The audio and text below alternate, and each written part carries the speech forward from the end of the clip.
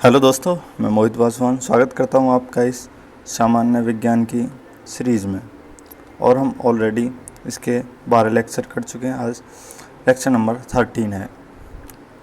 तो I hope आपको ये जो सीरीज़ है ये समझ में आ रही होगी और ये आपके लिए बहुत ही यूज़फुल है। तो आज कौन सा है? Lecture number 13। Already 12 lecture complete हो चुके हैं और ये जो यूनिट चल रही है वो यूनिट 2 चल रही है, यूनिट नंबर 2, जिसका नाम है हीट। ऑलरेडी यूनिट 1 कंप्लीट हो चुकी है। Lecture number 1 to lecture number 10 में हमने यूनिट 1 को कंप्लीट किया था और जिसमें लगभग हमने 220 प्लस MCQ कंप्लीट किए थे। और यूनिट नंबर 2 में हम ऑलरेडी 46 MCQ कंप्लीट कर चुके हैं और आज हम शुरुआत कर रहे हैं क्वेश्चन नंबर 47 से। तो क्वेश्चन नंबर 47 क्या है देखते हैं। तो प्रश्न है कि जब बर्फ़ को 0 डिग्री से 10 डिग्री सेल्सियस तक गर्म किया जाता है तो जल की जो आयतन है, जो जल का वॉल्यूम है, उसमें क्या चेंज होते हैं ये हमको बताना है। इसमें ऑप्शन है एकसार रूप से बढ़ती है, मतलब समान रूप से यूनिफॉर्मली इंक्रीज होते हैं उसके जो वॉल्यूम है। ऑप्शन बी एकसार रूप से कम होती है, यानी कि यूनिफॉर्मली डिक्रीज होता है उसका वॉल्यूम। ऑप्शन सी पहले बढ़ती है और उसके बाद कम होती है। ऑप्शन डी पहले कम होती है और उसके बाद बढ़ती है। तो जो इसका सही आंसर होगा वो क्या होगा वो समझते हैं। तो जैसे हम जल है, जल का क्या ये स्पेशल कैरेक्टर है कि अगर सपोज करो जैसे यहाँ 0 डिग्री सेल्सियस है और यहाँ 10 डिग्री सेल्सियस और ये इसका टेम्परेचर इस टाइप से बढ़ रहा है, तो इसकी जो डेंसिटी होगी है जो 4 डिग्री सेल्सियस होगा, यहाँ पे 4 डिग्री सेल्सियस, यहाँ पे इसका घनत्व तो सर्वाधिक होगा यहाँ तक। तो इसका जो आयतन है वो क्या होगा? कम होगा और यहाँ के बाद बढ़ेगा 4 के बाद। तो हम किसे क्या कहेंगे? पहले कम होगी और उसके बाद बढ़ता है। तो इसका जो सही आंसर हो जाएगा वो हो गया ऑप्शन डी, यानी कि पहले आयतन कम होगा अप टू 4 डिग्री सेल्सियस और 4 डिग्री सेल्सियस क्रॉस करने के बाद इसका जो आयतन है जल का वो धीरे धीरे बढ़ने लगेगा।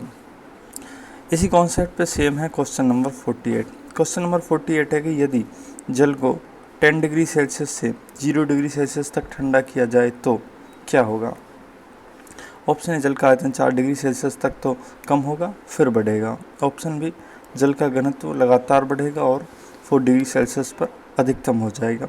और ऑप्शन सी की बात करें तो इसमें कहा है कि जल का आयतन लगातार घटेगा और 4 डिग्री सेल्सियस पर न्यूनतम हो जाएगा। ऑप्शन डी जल का घनत्व 4 डिग्री सेल्सियस तक घटेगा और फिर बढ़ेगा। तो इसको हम यहाँ समझते हैं।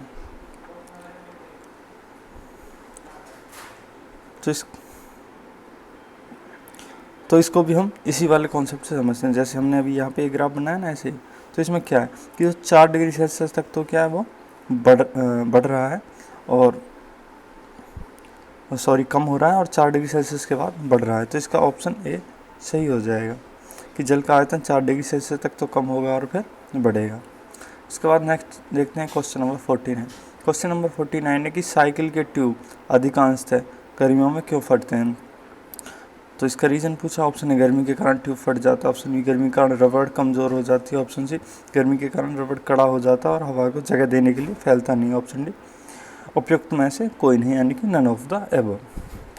तो इसका सही रीज़न है ऑप्शन ए कि गर्मी के कारण ट्यूब फट जाती है, क्योंकि गर्मी में क्या होता है जो ट्यूब के अंदर एयर जो भरी होती है वो ज़्यादा एक्सपेंड करती है, वो ज़्यादा फैलती है, जबकि ट्यूब उतना नहीं फैल पाता है, जिसकी वजह से वो फट जाते हैं। बाकी के तीनों ऑप्शन गलत हैं। रीजन बी भी गलत है, रीजन सी भी गलत है और ऑप्शन डी तो ऑटोमेटिक गलत हो ही जाता है। इसके बाद क्वेश्चन देखते हैं क्वेश्चन नंबर 50। क्वेश्चन नंबर 50 है कि शीशे की छड़ जब भाप में रखी जाती है तो इसकी लंबाई बढ़ती है परंतु इसकी चौड़ाई अप्रभावित रहती है, यानी कि अनअफेक्टेड रहती है। ऑप्शन बी घटती है। ऑप्शन सी बढ़ती है। ऑप्शन डी अव्यवस्थित होती है। तो जो इसका सही आंसर है वो है ऑप्शन डी अव्यवस्थित रहती है। देखो ना तो घटेगी और ना ही बढ़ेगी, मतलब इसमें क्या है कोई फिक्स नहीं है, मतलब जिसे हम एक पैटर्न नहीं बनता, तो जिसकी वजह से हम इसे अव्यवस्थित कहेंगे। इसके बाद क्वेश्चन नंबर 51। क्वेश्चन नंबर 51 है कि लोलक घड़ियाँ गर्मियों में सुस्त क्यों हो जाती हैं। तो इस टाइप के क्वेश्चन हमने पिछले भी कई सीरीज़ों में पढ़े हैं। यांत्रिकी वाली यूनिट 1 में भी हमने इसको समझा है। तो इसको और समझते हैं।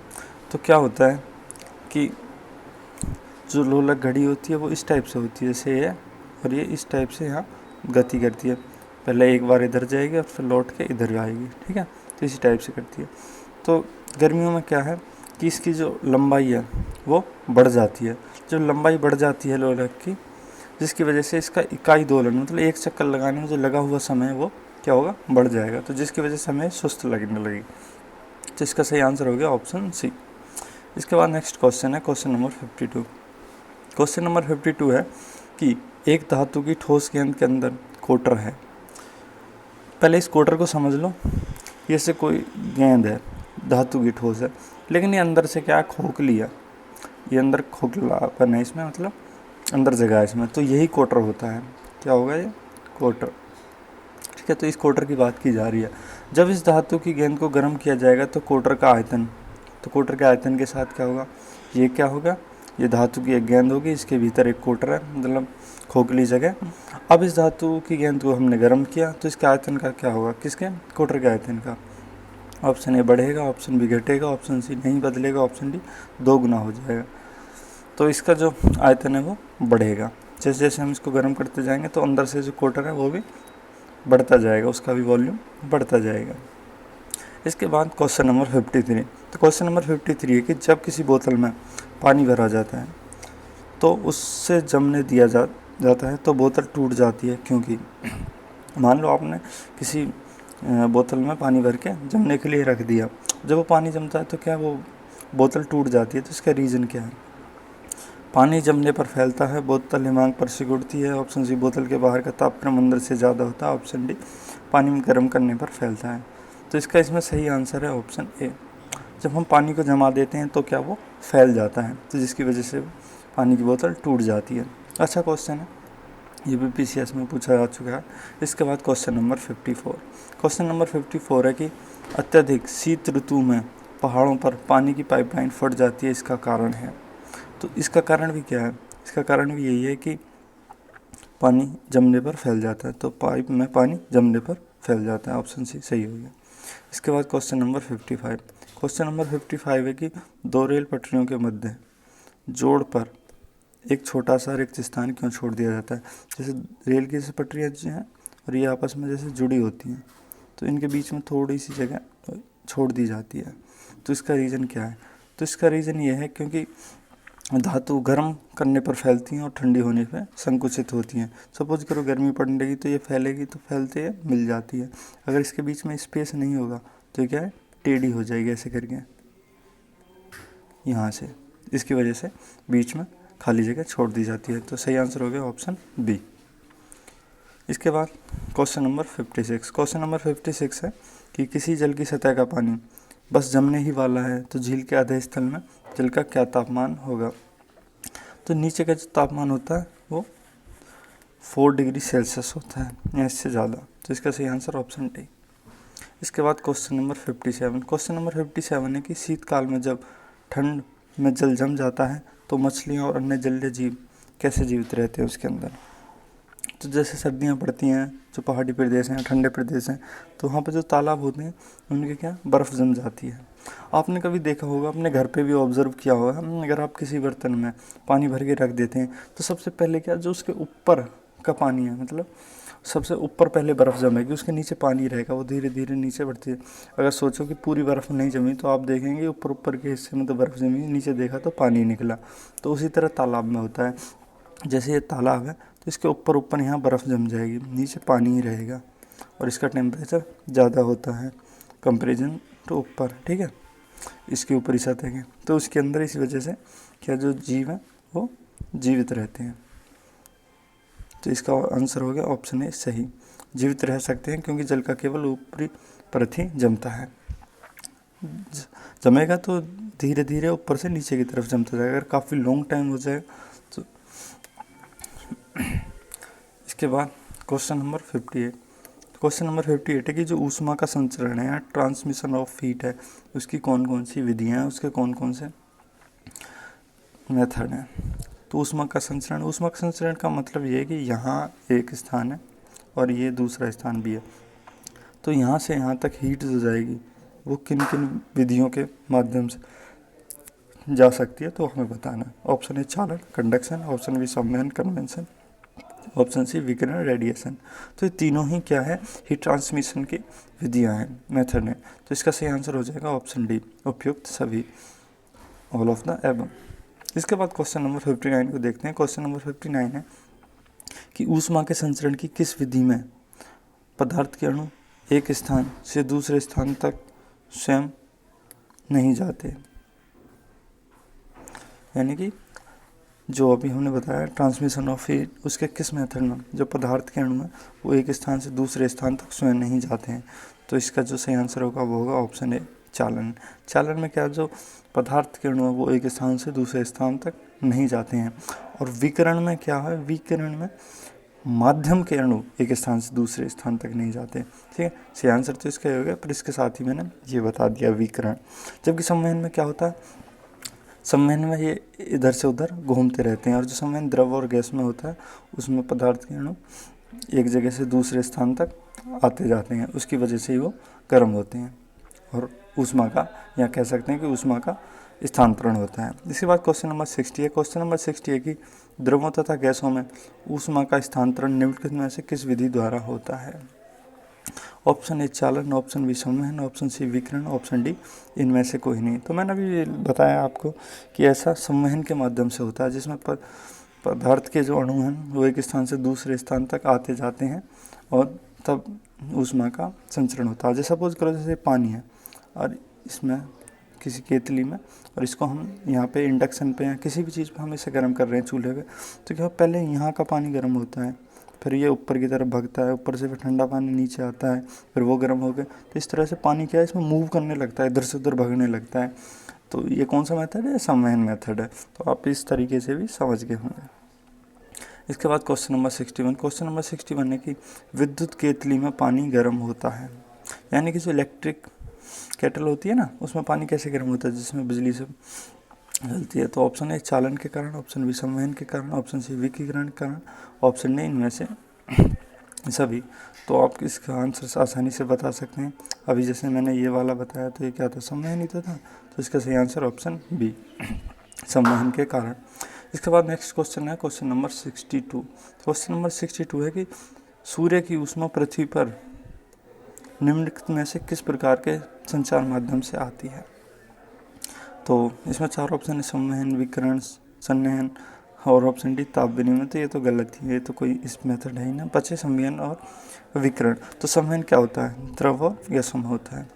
जबकि विकिरण, तो विकिरण एक ऐसा है जिसमें माध्यम की हमें आवश्यकता ही नहीं पड़ती, इसमें रेडिएशन आता है। ठीक है, जब हम देखते हैं कि सूर्य से जैसे अगर पृथ्वी पर ताप आता है तो बीच में अंतरिक्ष पड़ता है, स्पेस पड़ता है, उसमें कोई माध्यम नहीं होता, लेकिन फिर भी ताप जो है सूर्य का वो यहाँ तक आ जाता है। किसके माध्यम से आता है, ये विकिरण के माध्यम से आता है, यानी कि रेडिएशन के माध्यम से आता है। तो इसको आप याद कर लेंगे। ठीक है, सूर्य की जो ऊष्मा वो पृथ्वी पर विकिरण की रेडिएशन के माध्यम से आती है। इसके बाद क्वेश्चन नंबर 63। क्वेश्चन नंबर 63 है कि ऊष्मा के स्थानांतरण की किस विधि में माध्यम आवश्यक नहीं है। देखो अभी इसी पे क्वेश्चन बन गया सीधा कि ऊष्मा के स्थानांतरण हीट ट्रांसफर में किस मेथड में माध्यम में मीडियम की आवश्यकता नहीं, तो अभी बताया विकिरण में नहीं है, तो ऑप्शन सी इसका सही आंसर हो गया, विकिरण। इसके बाद क्वेश्चन नंबर 64। क्वेश्चन नंबर 64 है कि ऊष्मा संचरण की वह विधि जिसमें माध्यम के कण गति नहीं करते कौन सी है।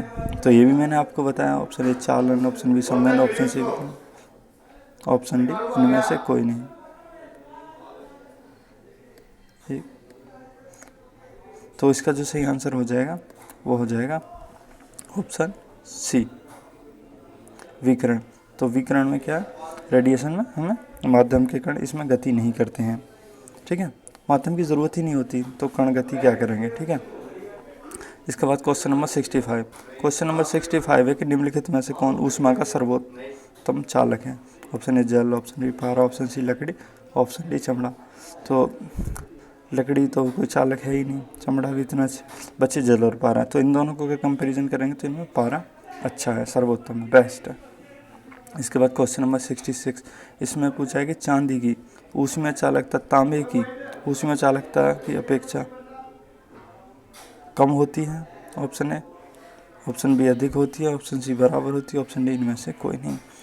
तो जो चांदी है वो क्या है, एक अच्छी धातु है, तो जिसकी वजह से उसकी जो ऊष्मीय चालकता है वो तांबे की अपेक्षा अधिक होती है, तो ऑप्शन बी इसका सही आंसर है।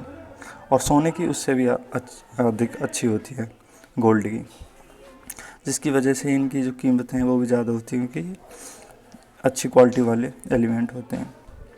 इसके बाद क्वेश्चन नंबर 67 है कि बोलोमीटर, तो आपने शायद पहली बार सुना है। बोलोमीटर एक यंत्र है, एक इंस्ट्रूमेंट है जो क्या मापता है। ऑप्शन ए ऊष्मीय चालकता, ऑप्शन बी ऊष्मीय विकिरण, ऑप्शन सी ध्वनि की तीव्रता, ऑप्शन डी विशिष्ट ऊष्मा। तो जो बोलोमीटर है वो ऊष्मीय विकिरण यानी कि हीट रेडिएशन को मेजरमेंट करता है, तो इसका सही आंसर ऑप्शन बी हो गया। इसके बाद नेक्स्ट क्वेश्चन है क्वेश्चन नंबर 68। क्वेश्चन नंबर 68 है कि ठंड के दिनों में लोहे के गुटके और लकड़ी के गुटके को प्रातःकाल में छुएं तो लोहे का गुटका ज़्यादा ठंडा लगता है, क्यों? देखो, आपने देखा होगा कि जैसे कोई लकड़ी की चीज़ है और कोई एक लोहे की चीज़ है, ठीक है, दोनों खुले आसमान में रात में बाहर पड़े रहे, आपने सुबह देखा, तो आप देखेंगे तो लोहे को छुएंगे तो लोहा आपको, लोहे वाली जो चीज़ है वो ज़्यादा ठंडी लगेगी, जबकि लकड़ी वाली इतनी नहीं लगेगी। तो इसका इसमें रीज़न पूछा है, क्या रीज़न है इसका? तो इसका रीज़न यही है कि जो लोहा है वो लकड़ी के कंपेरिजन में क्या है, ऊष्मा का अच्छा चालक है, मतलब उसमें ऊष्मा आ जा सकती है अच्छे से, आसानी से, जबकि लकड़ी में इतना अच्छे से पॉसिबल नहीं है। तो जिसकी वजह से हमें ये जो लोहा है वो सुबह को ज़्यादा ठंडा देंगे। अगर गर्म करेंगे तो सेम ये भी कंडीशन होगी, ठीक है। अगर गर्मी में रखेंगे धूप में तो लोहा जल्दी गर्म होगा लकड़ी की कंपैरिजन में। तो इसका सही आंसर क्या होगा? लकड़ी की तुलना में लोहा ऊष्मा का क्या है, अच्छा चालक है। ऑप्शन बी सही होगा, लकड़ी की तुलना में लोहा ऊष्मा का अच्छा चालक है। इसके बाद क्वेश्चन नंबर 69 है कि कड़े जाड़े में बहुत ज़्यादा जब सर्दियाँ पड़ती हैं तो झील की सतह हिम शीतित हो जाती है, यानी कि झील की जो सतह है उस पर बर्फ़ जम जाती है, किंतु उसके तल में जल द्रव अवस्था में बना रहता है। तो यह किस कारण होता है? तो हमने आपको पहले ही बताया कि तालाब की हो कुछ भी हो, उसके ऊपरी सतह पे ही क्या है, बर्फ़ जमती है, जबकि उसके नीचे नहीं जमती। तो इसका सही रीज़न क्या है? ऑप्शन ए बर्फ़ ऊष्मा की कुछ अलग है, ऑप्शन बी झील की सतह और वायु का तापमान एक जैसा होने के कारण ऊष्मा की कोई हानि नहीं होती, ऑप्शन सी जल का जो सघनता है वो 4 डिग्री सेल्सियस पर अधिकतम होती है। तो इसका सही आंसर हो जाएगा ऑप्शन सी। इसके बाद क्वेश्चन नंबर 70 है कि एक टेबल पंखे को बंद कमरे में चलाने पर कमरे की हवा ऑप्शन ए गर्म होगी, ऑप्शन बी ठंडी होगी, ऑप्शन सी कोई प्रभाव नहीं पड़ेगा, ऑप्शन डी उपयुक्त में कोई नहीं। तो क्या इसमें कमरे की जो हवा वो गर्म होगी, क्योंकि आपने कमरा बंद कर दिया। अच्छा, कमरा बंद कर दिया तो जो पंखा है वो हवा को क्या है, कमरे की हवा को इधर से उधर घुमा रहा है, और उसमें एक कार्य भी हो रहा है, कार्य में ऊर्जा उत्पन्न हो रही है, तो इससे क्या है वो गर्म ही होगा, ठंडा नहीं होगा। हाँ, अगर वहाँ से आप कोई खिड़की विड़कियाँ खोल के रखेंगे तो वो क्या ठंडी हवा को सर्कुलेट करेगा, ठंडी हवा अंदर आएगी, गर्म हवा बाहर जाएगी। इसके बाद क्वेश्चन नंबर 71 की बात करें, क्वेश्चन नंबर 71 है कि कमरे में रखे हुए रेफ्रिजरेटर यानी कि फ्रीज के दरवाजे खुले छोड़ दिए जाएँ तो क्या होगा? कमरा रेफ्रिजरेटर या फ्रीज के भीतर के ताप तक ठंडा हो जाएगा, कमरा फ्रीज के अंदर से भी अधिक ताप तक ठंडा हो जाएगा, ऑप्शन सी कमरा धीरे धीरे गर्म हो जाएगा, ऑप्शन डी कमरे में वायु का ताप अपरिवर्तित रहेगा। तो इसका सही जवाब है ऑप्शन सी, कमरा धीरे धीरे गर्म हो जाएगा अगर आपने फ्रीज के दरवाजे को खोल दिया। तो इसको हम समझते हैं कैसे काम करता है। सपोज करो ये आपका रूम है और इसमें ये फ्रीज रखा है, तो फ्रीज करता क्या है? फ्रीज क्या करता है, जो फ्रीज के अंदर का कंपार्टमेंट होता है उसमें जो भी उसके अंदर की जो गर्मी है उसको बाहर छोड़ता है, यानी कि वो किस में छोड़ रहा है, ये रूम है इसमें छोड़ रहा है हीट को। अगर हमने इसका दरवाज़ा खोल दिया तो जो अंदर वाला कंपार्टमेंट है वो रूम भी शामिल हो गया, क्योंकि वो रूम की भी जो गर्मी है उसको खींचेगा और फिर यहाँ से बाहर कहाँ छोड़ेगा, फिर वापस रूम में ही छोड़ेगा, क्योंकि रूम में तो वो पहले से छोड़ ही रहा है। अपने दरवाज़ा और खोल दिया तो फिर पूरा जो कंपार्टमेंट ठंडा करेगा, रूम को ठंडा करने की कोशिश करेगा, और उसके लिए उसे ज़्यादा कार्य करना पड़ेगा। जो इसके कंप्रेसर होता है वो ज़्यादा बिजली खाएगा, ज़्यादा काम करेगा, और उससे फिर खींच के एनर्जी को या गर्मी को और उसको फिर रूम में ही छोड़ देगा। तो इससे क्या, जितनी रूम से एनर्जी लेगा और उतनी ही वो छोड़ेगा। लेकिन जो इस कार्य में करने में जो और ज़्यादा एनर्जी होगी, जो बिजली आ रही है, जो इलेक्ट्रिसिटी खर्च हो रही है कंप्रेसर चलाने में, तो वो क्या है, वो ज़्यादा होगी और जिससे क्या अलग से एक्स्ट्रा हीट और जनरेट होगी। तो इससे क्या है कि रूम गर्म हो जाएगा, धीरे धीरे गर्म होता चला जाएगा। तो उम्मीद है आपको समझ में आया। तो यही था हमारा आज का last question. Thank you for watching this video. अगर आपको ये सब कुछ अच्छा लग रहा है, आपको ये सारे क्वेश्चन पसंद आ रहे हैं, सीरीज लग रही है, आपके लिए उपयोगी है, तो आप इसको ज़्यादा से ज़्यादा लाइक करें, शेयर करें, सब्सक्राइब करें, जिनके भी ये काम की हो सकते हैं उन तक पहुँचाएँ इसको।